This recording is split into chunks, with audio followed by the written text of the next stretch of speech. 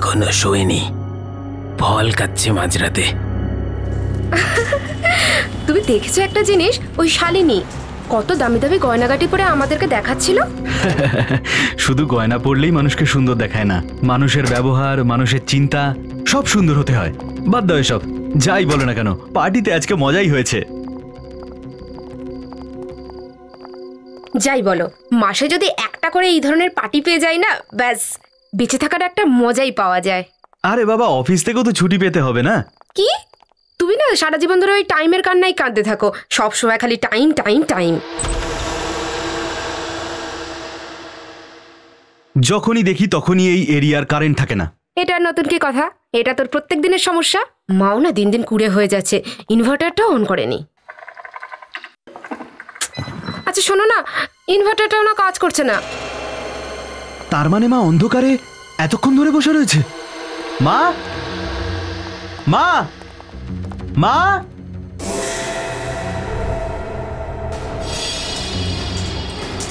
EV, EV, এখানে কি হয়েছে? এখানে এসে দেখো দেখো দেখো। না ইভি, ইভি না না না, এই ইভি সাবধান, কে তুমি? ইভি। এই এখানে কি করছো? ওঠো। এই ইভি দেখো, এ মনে হয় কোনো একটা চোর। এই দেখো, আমাদের জিনিস চুরি করে পালাতে চাচ্ছিল। মা, তাহলে ও এখানে অজ্ঞান হয়ে পড়ে আছে কেন? সেটাই তো দেখছি। মা, মা, মা, মা, মা, মা, মা, মা।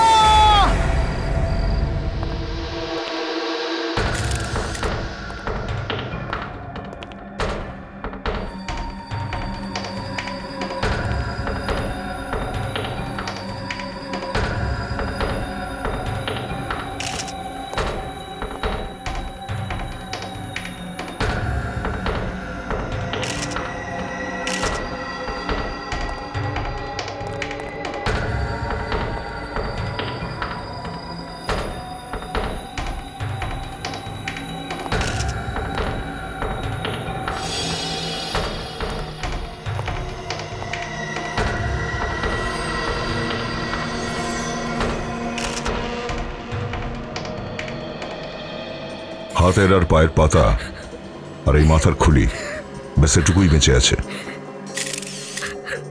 সচিন, এটা দেখেছো তুমি? কি স্যার? কিছু গন্ডগোল আছে। এই চেয়ারটা, আগুনের শিখায় মহিলাটা তো পুড়ে মারা গেছে, কিন্তু এই চেয়ার আর এই টেবিল একদম ঠিক আছে। হ্যাঁ স্যার। আর স্যার এখানে বইগুলোও পড়িনি, এই সোফা আর এখানকার কার্টেন্স কিছুই পড়িনি, যেমন ছিল তেমনই আছে। জ্বলন্ত মহিলাটা কি নিজেকে বাঁচানোর কোনো চেষ্টাই করেনি? তাহলে অন্তত এদিক ওদিক দৌড়োদৌড়ি তো করবে, তাই না? অবশ্য এই অবস্থায় মানুষ বেশি দূর দৌড়তে পারে না, আশেপাশে কোথাও গিয়ে পড়ে যাবে নিশ্চয়ই। কিন্তু এখানে তো মাটির উপরে কোনো পড়ার চিহ্ন পাচ্ছি না দেখতে। তো তাহলে পোড়ালো যদি, পোড়ালো কিভাবে?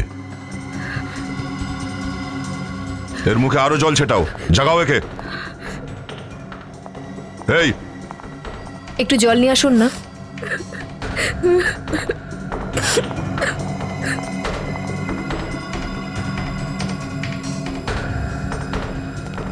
রেডি? এই জায়গাটাকে সব দিক থেকে নানান অ্যাঙ্গেলে ছবি তুলে রাখো। Yes sir.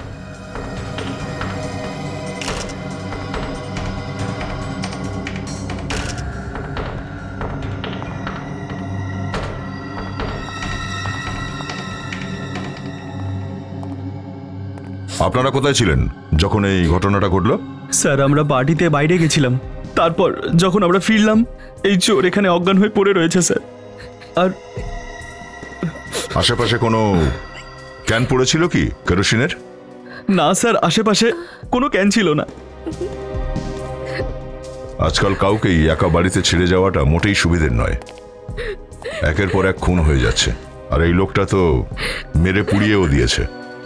স্যারের গায়ের থেকে পেট্রোলের গন্ধ আসছে। পেট্রোলের গন্ধ? হ্যাঁ, জল ছেটাও, জাগাও একে, জাগাও। এই এই ওটা ওটা এই উঠে পড়ো।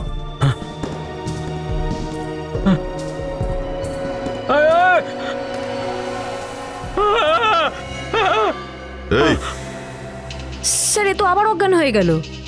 মনে হয় অজ্ঞান হওয়ার নাটক করছে। জাগাও একে। এভাবে কতক্ষণ অজ্ঞান হয়ে পড়ে থাকবে? এই উঠে পড়ো, ওঠো। কিন্তু চোর নিজের সঙ্গে পেট্রোল নিয়ে ঘুরবে কেন? এখানে বাড়িতে কোথাও পেট্রোল রাখা আছে? আগে পেট্রোল? হ্যাঁ, পেট্রোল রাখা আছে কোথাও বাড়িতে? হ্যাঁ স্যার। বাড়িতে পেট্রোল আছে? তোমরা বাড়িতে পেট্রোল রাখো? হ্যাঁ স্যার, সে তো এমার্জেন্সির জন্য রাখা হয়েছিল। আমরা কি করে বুঝবো যে সেই পেট্রোল দিয়ে আমার... কোথায় রাখা আছে পেট্রোল? স্যার স্টোর রুমে। স্টোর রুমে। চলো দেখাও কোথায় রাখা আছে, চলো। আর শচীন, যতক্ষণ না এর জ্ঞান ফেরে জল ছেটাতে থাকো। স্যার। চলো।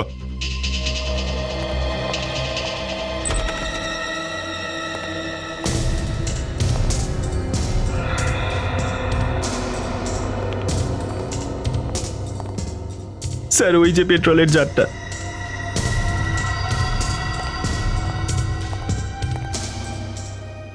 পেট্রোলের গন্ধ তো পাচ্ছি। কাজল, দেখো এই ক্যানের গায়ে আঙুলের ছাপ আছে কিনা। স্যার।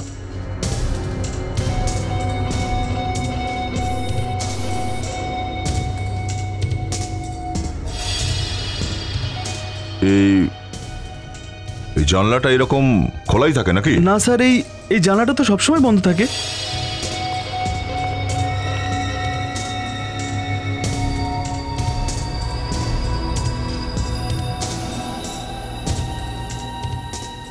এই দেখুন স্যার, জানলার লকটা বেঁকা।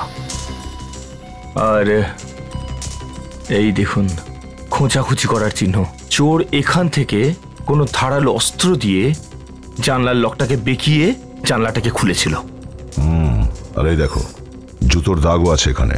চোর বাড়ির মধ্যে এই জানলা দিয়েই ঢুকেছে। খুব অদ্ভুত চোর তো স্যার। প্রথমে এখান থেকে পেট্রোলের ক্যান নিয়ে গেল, আগুন লাগিয়ে, তারপর আবার ক্যানটাকে এখানে ফেরত রেখে গেল। ক্যানটাকেও এখানে রাখলোটা কেন স্যার? ক্যান তো ওখানেও রাখতে পারতো।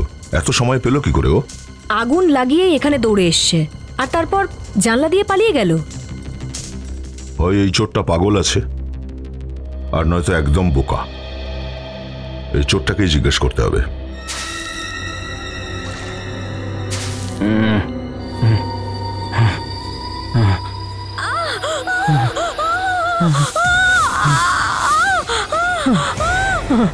বোঝো ঠেলা। এই তো দেখছি নতুন ধরনের অজ্ঞান হওয়া।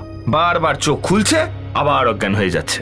আরো জল ছেটাও এর মুখে। জাগাও একে, জ্ঞান ফেরাও। ঢালো জল। এই উঠে পড়। স্যার আমার তো মনে হয়েছিল সারা জীবনে চোখই খুলবে না। আমি কোথায়? এখনো মাটিতেই আছিস? উঠতে শুরু করিসনি তুই? আমার কি হয়েছে? সেটা তোকে আমরা বলবো? এটা কোন জায়গা? শ্বশুর বাড়ি তোর। এটা হচ্ছে সিআইডি ব্যুরো। সিআইডি? চুরি করতে গিয়েছিলি না ওখানে, ওই বাড়িতে? হ্যাঁ হ্যাঁ স্যার। চুরি করতে গিয়ে মেরে ফেললি ওই মহিলাকে? না না, আমি মারিনি স্যার, আমি তাহলে কে মেরেছে ওকে? বস। আমি মারিনি। আমরা ওখানে একটা পেট্রোলের ক্যান পেয়েছি, তার গায়ে তোর আঙুলের ছাপ আছে। না স্যার, ওই ওই ওই মহিলা পেট্রোলে মরেনি। তো তাহলে তুই পেট্রোলের ক্যানে হাত দিয়েছিলিস কেন? আমি তো চুরি করতে গেছিলাম, এর মধ্যে হয়তো ওটাতে হাত লেগে গেছিল স্যার। তো তাহলে তুই ওই মহিলাকে পোড়াসনি? আমি তো জানাইনি স্যার।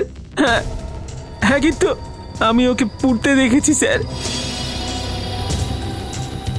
অদ্ভুত ব্যাপার, তুই নিজে পোড়াসনি কিন্তু ওকে পুড়তে দেখেছিস তুই? হ্যাঁ স্যার। তাহলে কে পোড়ালো ওনাকে?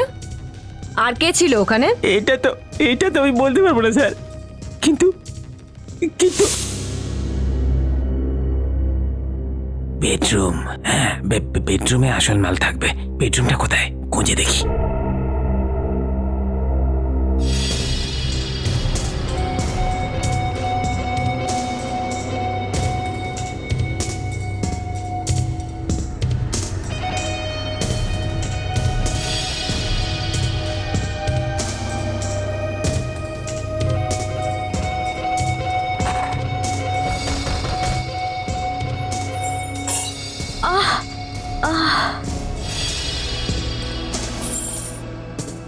কে রে? খোকা নাকি? চলে এসেছিস?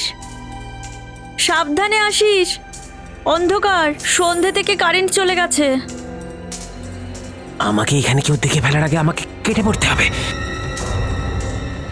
খোকা, বৌমা, তোমরাই তো? কেউ কোনো সাড়া দিচ্ছে না কেন? খোকা,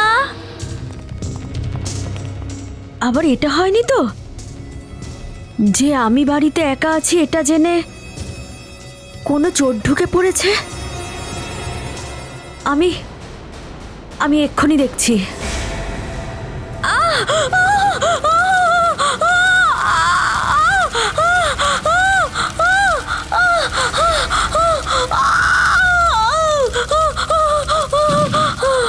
এইসব দেখে আমি অজ্ঞান হয়ে গেছিলাম, আর তারপরে আমার কিছু মনে নেই স্যার।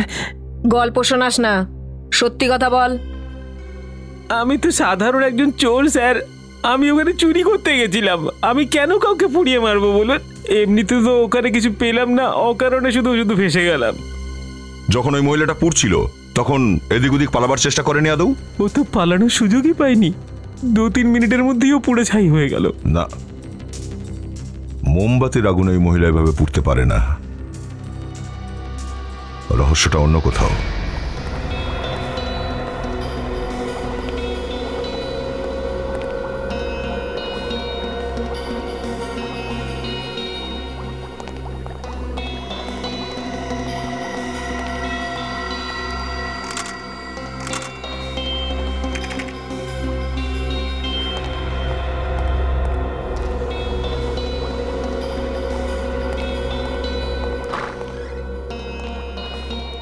হ্যাঁ ডক্টর সালুকে, জানা গেল কি এই মহিলা কিসে পুড়ে মারা গেছে? হ্যাঁ ডক্টর সালুকে কিছু জানতে পারলেন? কি বলছো দা? আমি তোমাকে অন্য লোকেদের থেকে একটু আলাদা দেখতাম, একটু বুদ্ধিমান ভাবতাম, কিন্তু তুমি তো বাকি লোকদের মতোই হয়ে গেছো। ডক্টর সালুকে? কি ডক্টর সালুকে? খানিকটা ছাই এনে রেখে দিয়েছো, কিছু পোড়া হাড় এনে রেখে দিয়েছো, আর বলছো যে বলো কি করে এই মহিলা পুড়ে মারা গেল। এটা কি করে সম্ভব? সারিকা, তুমি কিছু জানতে পেরেছো? না স্যার। দেখো। কিন্তু ডক্টর, কিন্তু কি দয়া? আচ্ছা দেখুন, যেখানে এই মহিলাটা পুড়েছিল সেখানে পেট্রোলের গন্ধ পাওয়া গেছে, আর ওই চোরের জামা কাপড়েও পেট্রোলের গন্ধ আছে। তাহলে ঘুরে ফিরে পেট্রোলেই সন্দেহ হয়তো নাকি? দেখো বস, একটা কথা তোমরা সবাই ভুলে যাও যে এই মহিলা পেট্রোলে পুড়ে মরেছে। পেট্রোলে পুড়ে মরেনি এ। তাহলে এমনটা নয় তো যে এই মহিলাটাকে অন্য কোথাও মেরে তারপরে এনে পোড়ানো হয়েছে? না, এরকমটা হয়নি। আচ্ছা, আপনার কেন মনে হচ্ছে যে পেট্রোলে পুড়ে মরেনি? আরে ভাই, যদি কাউকে পেট্রোলে পুড়িয়ে মারা হয় তাহলে ও শুধু শরীরটাই তো পুড়বে না, আশপাশের জিনিসটাও তো পুড়বে, টেবিল চেয়ার কিছু তো পুড়বে, কিন্তু এরকমটা তো ওখানে হয়নি। কিন্তু আরে কি কিন্তু? তুমি বুঝতে পারছো না? এসো এসো আমার সঙ্গে এসো, আমি দেখাচ্ছি।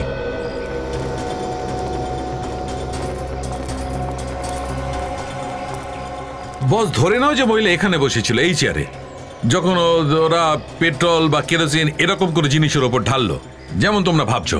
এখন আমরা একটা কাজ করছি, এই ডামের ওপর এমন একটা কেমিক্যাল ঢালছি যেটা পেট্রোল বা কেরোসিনের থেকে অনেক বেশি জ্বলনশীল, হাইলি ইনফ্লেমেবল। ঠিক আছে, চলো সারিকা।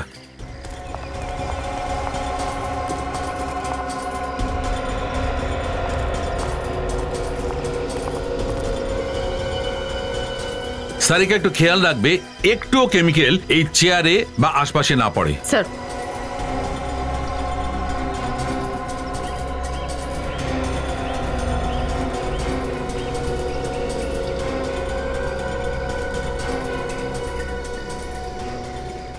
এখন আমরা এটাকে আগুন লাগিয়ে দেখব। তোমরা একটু পেছনে সরে যাও।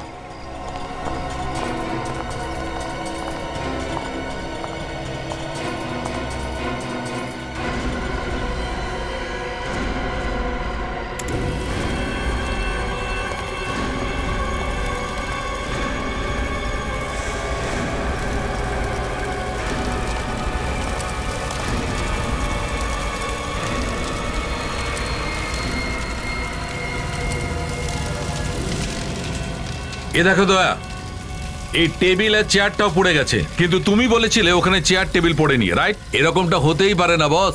যদি এই চেয়ারে বসা মহিলার গায়ে পেট্রোল, কেরোসিন, যে কোনো ধরনের কেমিক্যাল তুমি ঢালো, তাহলে চেয়ারটা পুড়তেই হবে।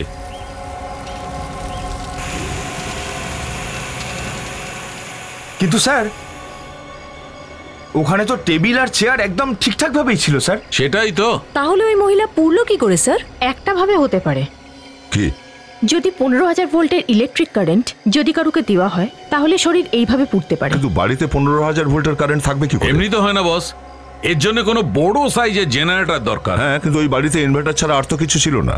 এবার আমরা জানতে কি করে পারবো যে ওই মহিলা কিভাবে মারা গেল?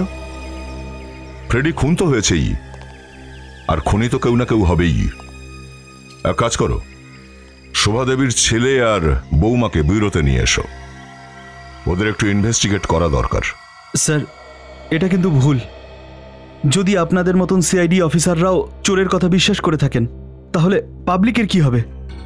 ওই চোরটা খুন করেনি। স্যার, তাহলে খুনটা কে করলো? হয় ও শোভাদেবীর অত্যন্ত কাছের কোনো মানুষ, আর নয়তো ওনার কোনো শত্রুই হবে। শত্রু? হ্যাঁ। মায়ের আবার কে কে শত্রু হতে পারে? ভাবুন, হয়তো আছে। হ্যাঁ, কোথাও ওই লোকগুলো কিছু করেনি তো? কারা ওরা? কাদের কথা বলতে চাইছো তোমরা? হ্যাঁ স্যার, কিছুদিন আগে রিয়া নামের একটি মেয়ে খুন হয়েছিল স্যার। আমার মা সেই খুনের সাক্ষী। আর স্যার, মা ওই কেসটাকে নিয়ে খুবই টেনশনে থাকতেন। তোমরা এই কথাগুলো যদি আগে বলে দিতে আমাদের, তাহলে সুবিধা হতো, তাই না? হ্যাঁ। আচ্ছা, কি নিয়ে এত দুশ্চিন্তা ছিল তোমার মায়ের? স্যার, যে খুনটা করেছিল ও জেলে আছে স্যার, আর ওরই পক্ষ থেকে বারবার হুমকি আসছিল যে মুখ না খুলতে। আর তোমার মা মুখ বন্ধ করতে রাজি ছিল না। হ্যাঁ স্যার। আর সেই জন্যই ওনাকে রাস্তা থেকে সরিয়েছে। নাম বলো, কারা ওই লোকগুলো?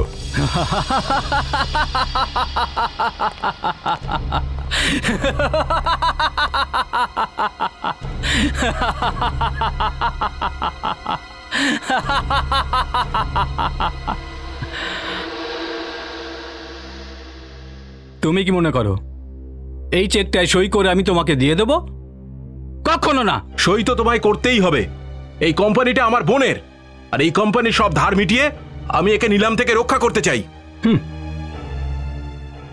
এই কোম্পানি আমার, এটা থাকুক আর নিলাম হোক, আমার কিচ্ছু যায় আসে না।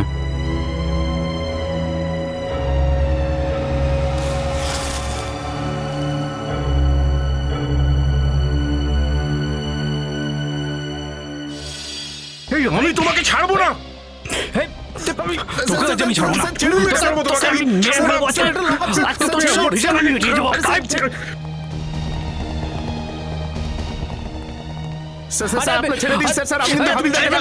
চেকটা তুই সই করলে না কেন? চেকটা তোমার সই করা দরকার ছিল।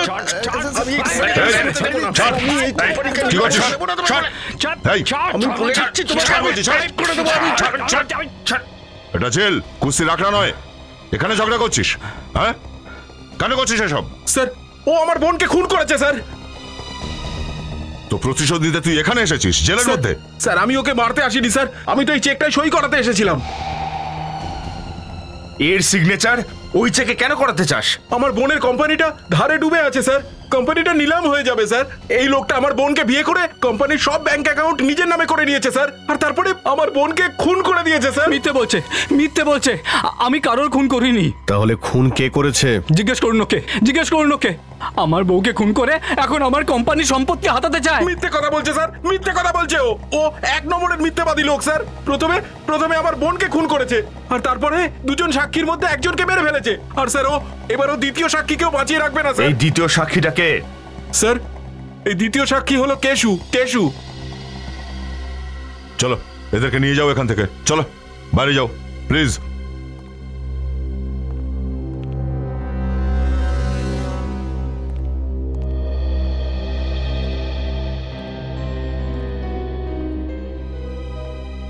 এই কেশুকে একটু নজরে রাখতে হবে।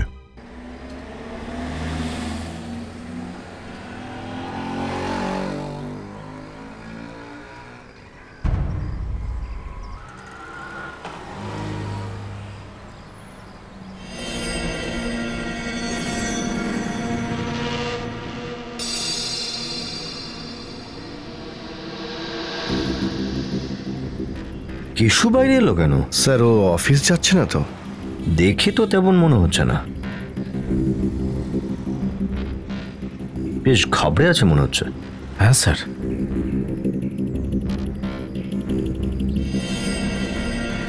আরে ও তো ট্যাক্সি ধরছে,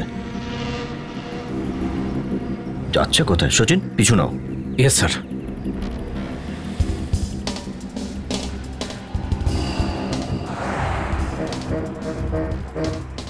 একটু দূরে থেকো, ওই জন্য বুঝতে না পারে যে আমরা ফলো করছি।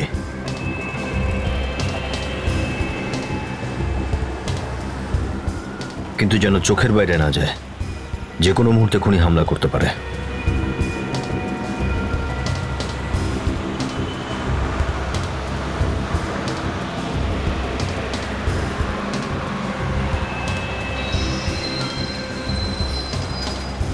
কিন্তু যাচ্ছেটা কোথায়?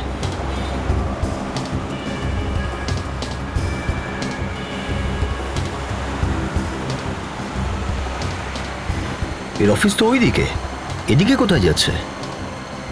কিছু তো গন্ডগোল আছে।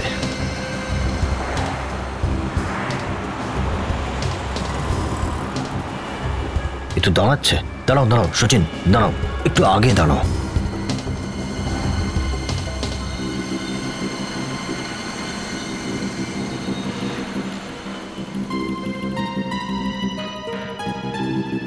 স্যার মনে হচ্ছে কারোর জন্য অপেক্ষা করছে। স্যার ও কোনো গার্লফ্রেন্ডের জন্য ওয়েট করছে না তো? কি জানি, একে তো মনে হচ্ছে সময় কাটছে না, খুব ছটফট করছে।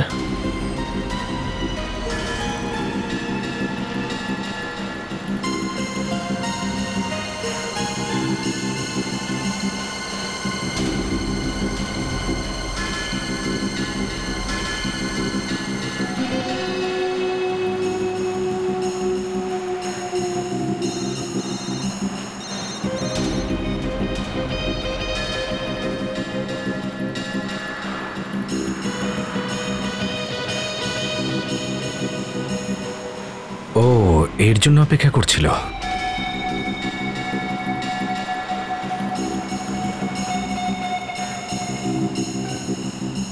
আরে ভাবছিসটা কি, 15 মিনিট আছে আর ধর এটা।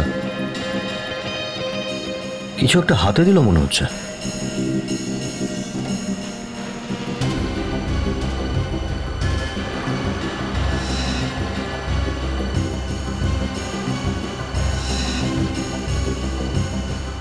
সচিন, নিখিল, তোমরা ওই লোকটার পিছনেও যে ওকে কাগজটা দিল। বিবেক, ট্যাক্সিটা ফলো করো।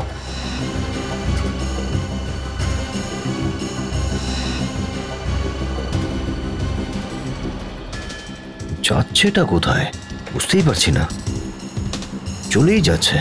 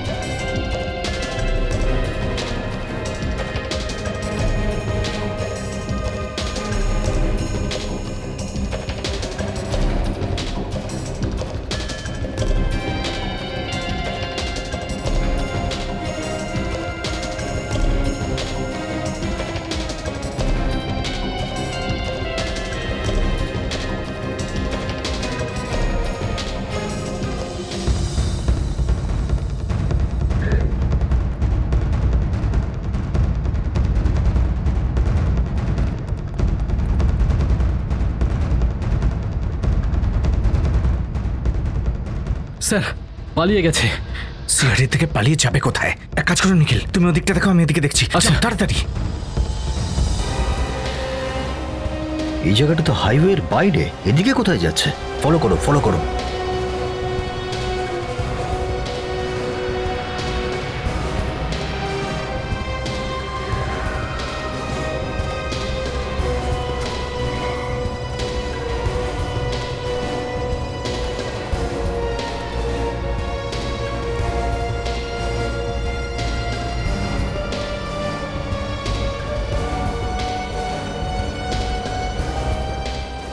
তো দেখছি বাস স্টপে এসেছে।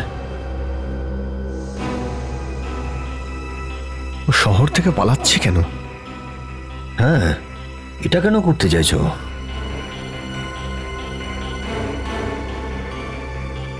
স্যার মনে হচ্ছে কোনো গন্ডগোল আছে। পুরো তো চাপ খেয়ে বসে আছে মনে হচ্ছে।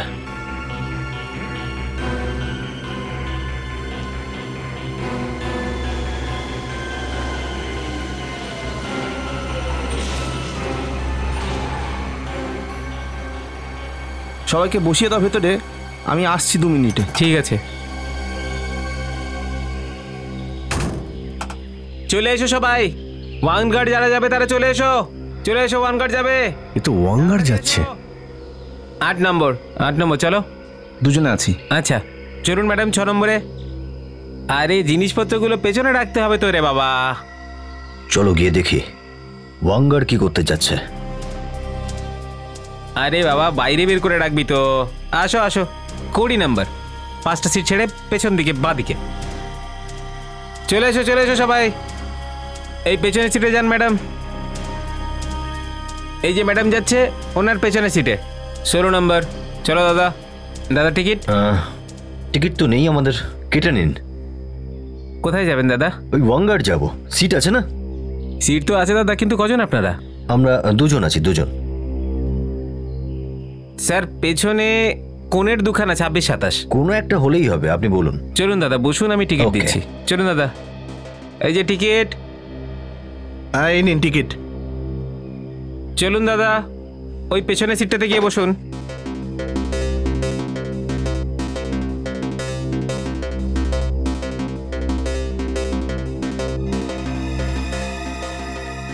স্যার ও তো টেনশনে কেন আছে? আরে বাবা কি আশেপাশে হলোটা কোনো কি? বিপদও তো ড্রাইভার নেই। কোথায় গেল? আরে কি হলো দাদা, গাড়ি ছাড়বে না নাকি? কি আচ্ছা একটু বসুন, দেখছি আমি।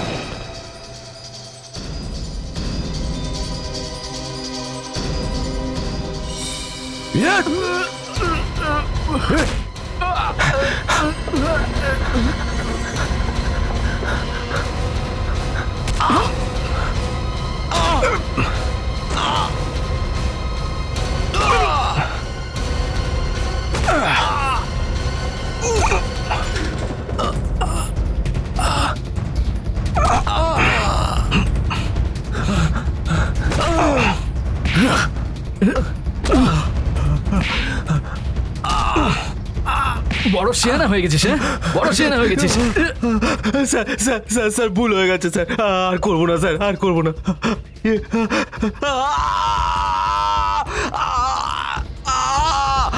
স্যার কি হলো এর? এই নাটক বন্ধ কর, এরকমটা আমরা অনেক দেখেছি। এই তুই ঠিক আছিস তো? স্যার মাথা যন্ত্রণা করছে। এই তোর হাতে এটা কি? না খেলে মরে যাবো স্যার। এই এই এই এই এই ওঠ ওঠ।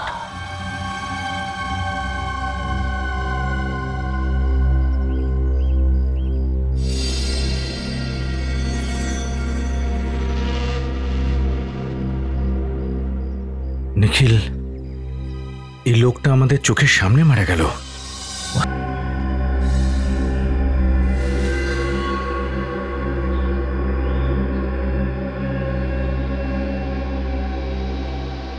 আশ্চর্য বিষয়,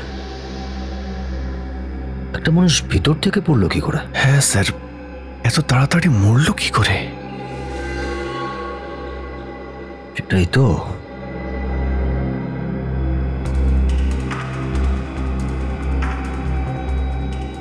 কিন্তু এই আগুন লাগলোই বা কি করে?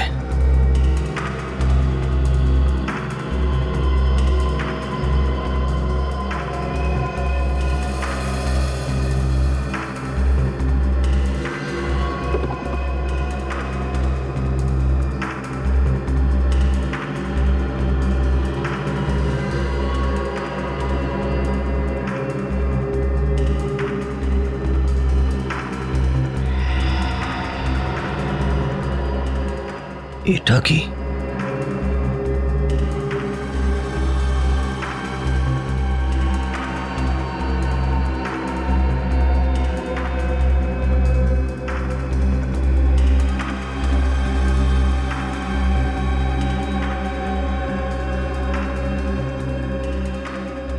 তার?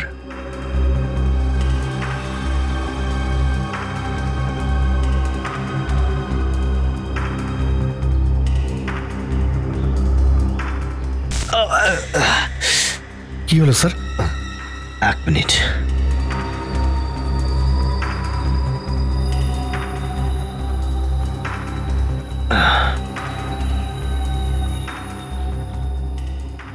দেখেছ এই অদ্ভুত জিনিসটা ও চেয়ারের নিচে লুকিয়ে রাখা ছিল। এর থেকে স্পার্ক করে। মানে আগুন এটা থেকেই লেগেছে? তেমনটাই তো মনে হচ্ছে, কিন্তু একটা মানুষ স্পার্কে কি করে মরবে?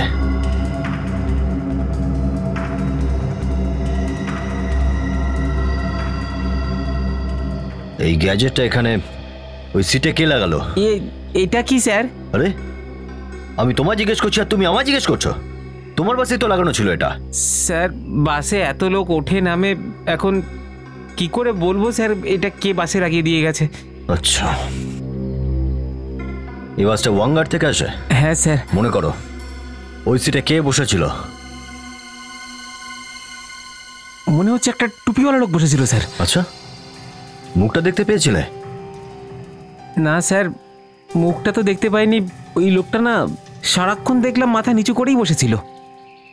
এক মিনিট স্যার, তুমি দেখেছো ওর মুখ? না, আমি তো গাড়ি চালাচ্ছিলাম। আচ্ছা, নেমেছিল কোথায় ও? মানে স্যার কোথায় নেমে গেছিল মনে নেই স্যার। আরে ভাই মনে তো করো, সে নামার জন্য বাস তো থেমেছিল না? কোথায় নেমেছিল? স্যার বাস তো ডিপোতে দাঁড়ায়, ও কোথায় নেমে গেছে? আর এমনিতেও তো স্যার রাস্তাতে তো 10 জায়গায় বাস দাঁড়ায় স্যার।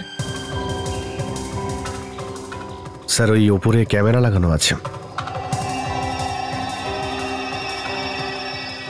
আরে বাহ, এই এই ক্যামেরাটা চলে তো? স্যার ওটা তো 2 বছর ধরে এমনিই লাগানো আছে স্যার, কিছুই কাজ করে না স্যার। অদ্ভুত কথা বলো তোমরা, চারিদিকে বোম ফাটছে। ঠিক করো ক্যামেরা আগে। স্যার একটা ক্যামেরা আছে ওই দরজার ওদিকে গেটের পাশে, ওটা চালু আছে স্যার। ওটা চলে? হ্যাঁ আমি দেখাচ্ছি, আসুন। বিবেক, ওই ক্যামেরার ফুটেজ নিয়ে নাও। Yes sir. আমি লাশ তো অনেক দেখেছি, কিন্তু আজ পর্যন্ত সবুজ রঙের রক্ত কোনো মানুষের শরীরে দেখিনি। দয়া, বস, এই লোকটির রক্ত এমনি এমনি সবুজ হয়নি। তো তাহলে কি করে হয়েছে? সালফারের কারণে। সালফার? কিন্তু স্যার, সালফার তো আমাদের সবার শরীরে আছে, আমাদের রক্ত তো সবুজ নয়। ফ্রেডি স্যার, যদি প্রয়োজনের থেকে বেশি সালফার হয়ে যায় আমাদের শরীরে, তখনই রক্ত সবুজ হয়ে যায়। ডক্টর সালুকে এত পরিমাণে সালফার কি করে এলো এর শরীরে? আমি বলছি, এই ওষুধটার কারণে। কিসের ওষুধ এটা? টেনশন দূর করার ওষুধ বস। কারোর অ্যাংজাইটি বেশি হলে তাকে এই ওষুধটা দেওয়া হয়, আর যদি সঠিক সময়টা খাওয়া না হয় তাহলে সেই লোকটির ব্রেন হ্যামারেজও হতে পারে। এর ক্ষেত্রেও তাই হয়েছে, ওষুধটা ঠিক সময় খায়নি, এর ব্রেন হ্যামারেজ হয় আর এ মারা যায়। আর হ্যাঁ, এই ওষুধটা সহজে পাওয়া যায় না। সেটা কেন স্যার? কারণ এই ওষুধটা খুবই মারাত্মক। এটা বেশি ব্যবহার করলে রক্ত সবুজ হয়ে যায়, মৃত্যুও হতে পারে। শোভা আর কেশুর মৃত্যুর কারণ এই সালফারই। সেটা কিভাবে স্যার? দেখো, আমরা জানি যে সালফারে খুব তাড়াতাড়ি আগুন ধরে যায়, রাইট? বাকিটা আমি তোমাদের বলছি, এসো।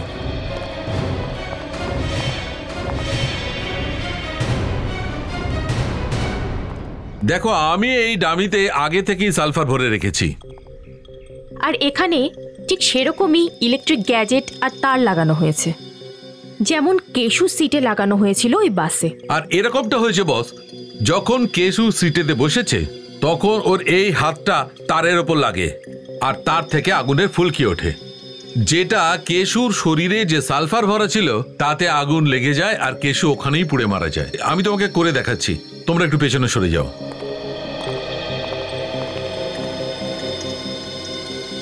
দেখো দয়া, আমি এই রিমোট দিয়ে এর মধ্যে ইলেকট্রিক কারেন্ট পাস করাচ্ছি।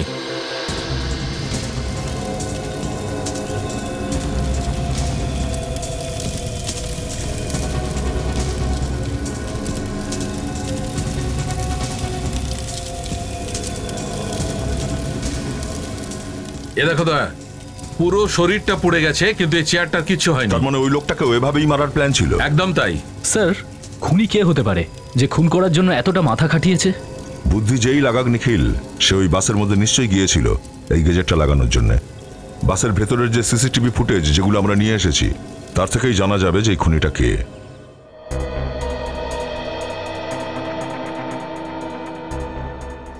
অনেক লোক উঠছে তো বাসে, কে যে গিয়ে বসবে 11 নম্বর সিটে বলাটা খুবই মুশকিল। কন্ডাক্টর তো চিনবেনই না, উনি তো নিশ্চয়ই দেখেছেন ওকে। হ্যাঁ হ্যাঁ স্যার, একবার যদি লোকটাকে আমি দেখতে পাই না স্যার, আমি ঠিক চিনতে পেরে যাব।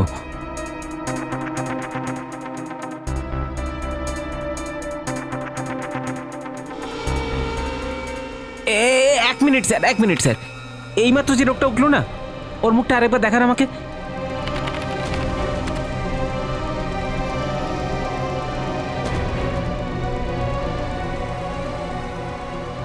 স্যার, এই লোকটা, এই সেই লোকটা, এই সেই। নিশ্চিত এই লোকটা? হ্যাঁ স্যার, আমিও জামা কাপড় দেখে ওকে চিনতে পেরেছি। কিন্তু আমরা একে চিনব কি করে? এর মুখ তো দেখাই যাচ্ছে না। ঠিক আছে, একটু এগিয়ে চলো।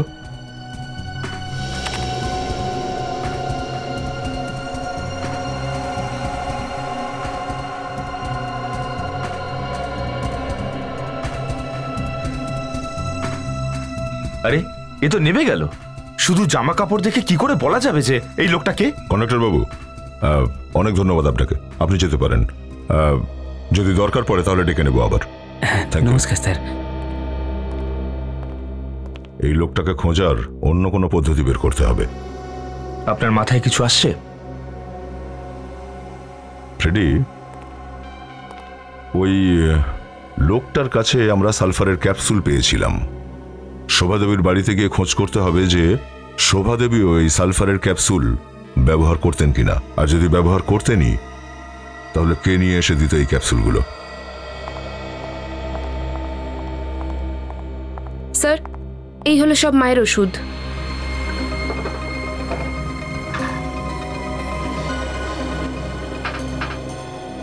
আচ্ছা, আপনারা কি বলতে পারবেন যে এই ক্যাপসুলটা এই ডিব্বায় কি করে এলো? স্যার, আমি জানি না স্যার। তুমি কি কিছু জানো? না স্যার, আমি এই ওষুধগুলো কিনিনি। আমি তো আজই এই ওষুধগুলো প্রথম দেখছি। তোমার কিছু মনে নেই, আর তুমি এই ওষুধটাই প্রথম দেখলে। তো তাহলে এই ক্যাপসুলগুলো এখানে এলো কোথা থেকে? ও মনে হয় আবার কিছু একটা করেছে। আরে তুমি সাবধানে কাজ কেন করো না? সবকিছু ফেলে দাও প্রত্যেক দিন, এদিক ওদিক ছড়িয়ে রেখেছো। বাড়িতে অন্য কেউ আছে? স্যার, কাজের লোক। ডাকো একটু ওকে। স্যার, বাড়িতে মনে হয় আরও কেউ আছে। আমি কিছু করিনি, হঠাৎ করে পড়ে গেছে। এ হঠাৎ করে কোথা থেকে এলো? আগে তো দেখিনি একে। স্যার, কাজ করার জন্য এ দিনের বেলাতেই আসে, রাত্রিবেলায় আসে না। শোভাদেবীর ওষুধের সাথে এই ক্যাপসুল কে রেখেছিল? আমিই রেখেছি। কেন? এনাদের এক আত্মীয় এসেছিল, উনি বললেন এটা নতুন ওষুধ, ডাক্তারবাবু বলেছেন, তাই আমি রেখে দিয়েছি। টাকা দিয়েছিল তোমাকে? হ্যাঁ স্যার। কোন আত্মীয় এসেছিল? জানি না, বাড়িতেই এসেছিল। কবে? 2-3 দিন আগে। 2-3 দিন আগে? আমি কোথায় ছিলাম তখন? আপনি তো বাইরে ছিলেন। কে ছিল? আমি জানি না স্যার। দেখতে কেমন ছিল লোকটা? 27-28 বছরের হবে, বেটে খাটো ছিল। আর হাইট? না, মাঝারি। আচ্ছা, কিছু অন্য কিছু বলতে পারবো ওর ব্যাপারে? ফর্সা ছিল না কালো ছিল, টাক ছিল না চুল ছিল মাথায়, এরকম কিছু? হ্যাঁ, ওর হাতে পোকা ছিল। ও হাতে পোকা নিয়ে এসেছিল? বিছে আঁকা ছিল। বিছে বানানো ছিল মানে ট্যাটু বানানো ছিল? হ্যাঁ স্যার। ওই লোকটা খুব স্পিডে কথা বলছিল? হ্যাঁ স্যার। বুঝে গেছি লোকটা কে। ছাড়বো না। একবার আমি জানতে পারি সে কে, তারপর দেখো। স্যার, আপনার পেছনে তো আদা জল খেয়ে লেগে গেছে, এক এক করে সব সাক্ষীকে মেরে দিল। ছাড়বো না, আমি ছাড়বো না। প্রথমে আমার বউকে মেরে দিল, তারপর এই কেসের সাথে জড়িত সাক্ষীদের। স্যার, মাথা ঠান্ডা রাখুন, মাথা গরম করে কোনো লাভ হবে না, সব ঠিক হয়ে যাবে স্যার। কি করে ঠিক হবে? হ্যাঁ, কি করে ঠিক হবে? স্যার, আপনি আগে এখান থেকে বাইরে বেরোনোর কথা ভাবুন। তোমার কাছে এখান থেকে বেরোনোর কোনো রাস্তা জানা আছে? আগে হ্যাঁ। সেটা কি?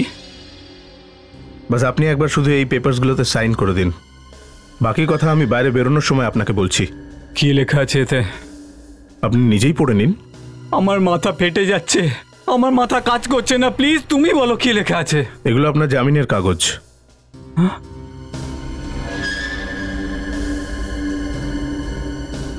এই নাও, আমি সই করে দিয়েছি, এবার যত তাড়াতাড়ি পারো আমাকে এখান থেকে বার করো। আচ্ছা, আমার মাথা ব্যথার ওষুধটা এনেছো তো? আগে হ্যাঁ, এটা আমি ভুলতাম কি করে, এই নিন। Thank god, thank god. কিন্তু মনোজ, তুমি তো আমাকে বলেছিলে যে এই ওষুধটা খেলে আমার মাথা ব্যথা কমে যাবে। চিন্তা করবেন না স্যার, সব ঠিক হয়ে যাবে, আপনি একটু শুয়ে নিন। Thank you. সব ঠিক হয়ে যাবে তো? স্যার, আমি সব সামলে নেব, আপনি রেস্ট নিন।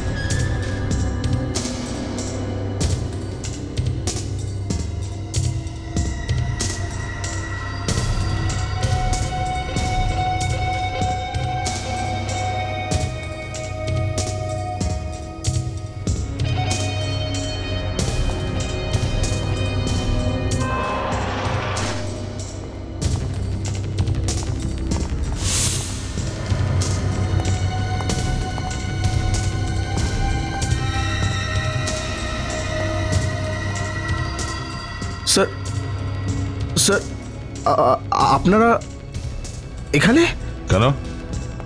আমাদের এখানে থেকে আশ্চর্য হলে? না স্যার, আমি তো এমনি জিজ্ঞেস করলাম। রবিকে মারার ব্যবস্থা হয়ে গেছে তাই না? আমি রবিকে মারবো কেন? আচ্ছা,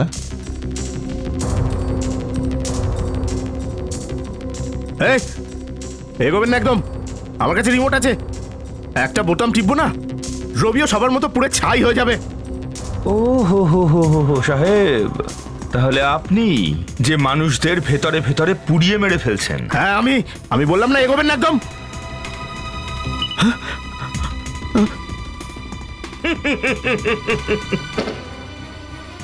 কি হলো, রবি পুড়লো না তো?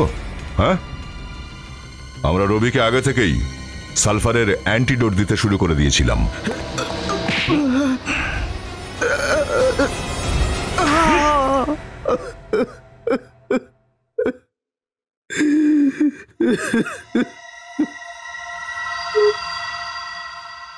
আমি মাঝে মধ্যেই কোম্পানির অ্যাকাউন্ট থেকে টাকা চুরি করতাম, আর রিয়া সেটা জানতে পেরে গেছিল। সেই জন্য তোমার বিরুদ্ধে কেস করছিল। ভাবলাম আমি যদি জেলে চলে যাই তাহলে আমার বউ বাচ্চা না খেতে পেয়ে মরবে।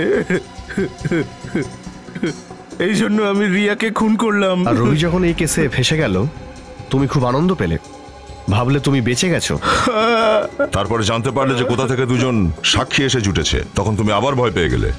তারপর খুন করার এই নতুন পদ্ধতি দিয়ে তুমি এক এক করে সবাইকে উপরে পাঠিয়ে দিলে। কিন্তু রবি বেঁচে রইল।